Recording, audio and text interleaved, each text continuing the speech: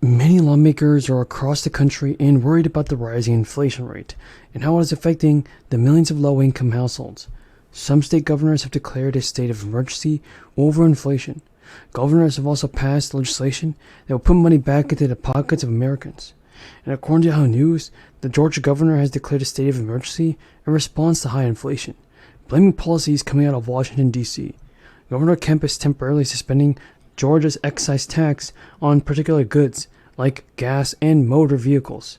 Now, in a press release, Governor Kemp stated, from a high federal spending to policies that hamstring domestic policy and energy production, Bidenomics has done is take more money out of the pockets of the middle class. So while high prices continue to hit families' budgets, hardworking Georgians deserve real relief, and that's why I signed an executive order to deliver to him directly at the pump. He added that his administration will work with Georgia's General Assembly to help people in Georgia weather the economic headwinds caused by the president. Now, Kemp's executive order goes into effect in October, and according to the Bureau of Labor Statistics, consumer prices increased 3% in July compared to a year ago. Core inflation, which excludes volatile food and energy prices, rose 4.5% compared to a year ago. Particularly, new vehicles and housing stand above the overall inflation rate. A significant rise in energy prices drove the bulk of those increases. Oil prices have hit new year-to-date highs on Tuesday, with West Texas closing just below $90 a gallon. Brent crude set above $92 per barrel. The governor even said that Georgia residents will save 32 cents of gas and 35 cents per gas on every diesel fuel. According to estimates released today, the median household income in the United States fell 8%. The median household income last year was $75,000. Now, despite the median low income adjusted for inflation, the dip is an indication of why Americans are concerned about the current state of the economy. 5 states like Alaska, Alabama, Delaware, Florida, and Utah saw their median household income decrease. Now, for a reason, nearly a year after California started issuing the middle-class tax refund, known as the inflation relief checks, a very small number of people actually haven't got their money. The payments, which range from $200 to $1,000, just depend on the recipient, and it started going out in October. Now, while the vast majority of those eligible for the tax have long received that they are due, about 5,000 payments are still being processed. These are new checks. So we've seen a lot of incredible work get done on a federal level, from the Inflation Reduction Act, which we're seeing a lot of its impacts right now, whether it is the historic investments in addressing the climate crisis, in addressing the environmental injustice that many of our communities have lived with, whether it is the historic investments in reducing the cost of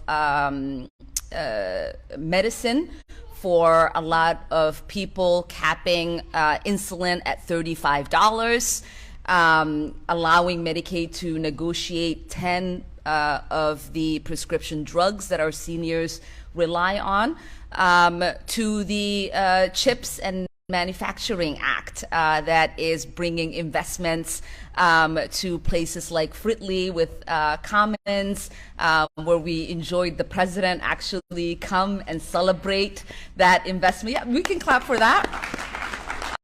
To celebrate the incredible investment that's bringing into our community and the number of jobs that will create. Whether it is the bipartisan gun violence prevention legislation that we passed. That for millions of Americans, Social Security is a lifeline. Nearly 2/3 of all seniors depend on it for most of their income. Keeps 15 million people out of poverty, and for millions of people who suffer accidents, who get sick, Social Security disability insurance is there when they need it. We must protect Social Security. And that's why we're all here, is to protect Social Security. If you meet the eligibility requirements, you could receive some financial support starting next month. An official fourth stimulus check plan has been proposed, and remember everybody, that the whole goal of this channel is to provide you with the most up-to-date and reliable stimulus check news. I want to see every member of my community receive the much-needed stimulus payments. So Chuck Schumer is now urging lawmakers to make progress on annual government spending bills. On the Senate floor, Chuck Schumer said that he plans to sit down with Democratic lawmakers later this week to discuss the state of negotiations. That's done to pass a government bill within the next few weeks. So it would be really crazy if the government did shut down, and even if it was just a couple of weeks. Government shutdowns cause the disruption of government services and programs. It's even if lawmakers fail to pass an annual new government spending bill. The SSA, which is the Social Security Administration, has a contingency plan that would help the agency continue to operate, even in the event of a government shutdown. Lawmakers have until February 18th to reach an agreement on spending for fiscal year 2022, which could begin in October under the previous year's temporary continuing resolution passed last month. Under the previous year's spending levels, if Congress fails to pass a spending deal for fiscal year 2022 and instead opts for a continuing resolution, it will mark the third time that Congress had to resort to such measures since spending negotiations began last year. For homeowners who have fallen behind on the mortgages in the country, well, there is some support available to help you pay off things like property tax, insurance bills, and your mortgage. Specifically for anyone in California, there is a new California Mortgage Relief Program, which will offer support of up to $80,000 to deal with the areas that have been hit the hardest. Sources told Newsweek that the crisis has left many California homeowners struggling to cover their mortgage costs. The program is designed to help low to moderate income Californians who have lost their jobs or experienced financial hardships due to the crisis and fallen behind on their payments to get caught up and start fresh. The California Mortgage Relief Program is funded by a $1 billion grant from the federal government, which put aside $10 billion for mortgage assistance in March as part of the American Rescue Plan. Then the money was split up between the Treasury Department, depending on each state's population of unemployed workers and borrowers with mortgages. The California Mortgage Relief Program has been introduced to help homeowners who were already behind on their mortgages as a result of the crisis. Residents of New York are also in store for more financial relief. New York has been granted $540 million by the federal government. The state recently began accepting applications for its Homeowners Assistance Fund.